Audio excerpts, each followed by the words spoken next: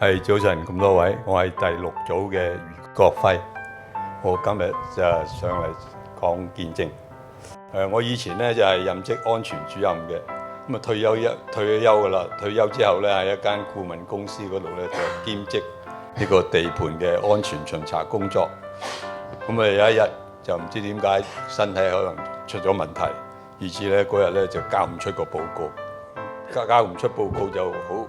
所以咧，我就決定咧就辭咗份工，咁同埋咧就係喺與此同時嘅時候咧，我嘅資歷評審又未能達標，所以咧就唔能夠續牌。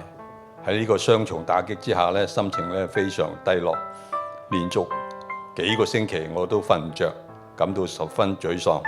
咁當時咧，我認識一位阡陌嘅迦勒牧區嘅教友。我主動咁揾佢分享我自己嘅近況，佢帶我翻去認識教會，認識佢啲教友，出席佢哋嘅小組，佢哋亦都為我祈禱。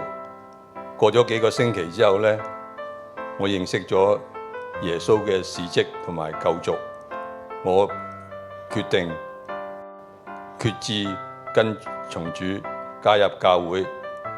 好奇怪！當日我決志之後呢，當晚呢，我可以安然入睡。好感謝主改善咗我嘅睡眠質素。當我有失眠嘅時候呢，我都不忘祈禱，都經驗到有實質嘅果效。信主之後呢，我凡事都交託主，凡事都比較順利。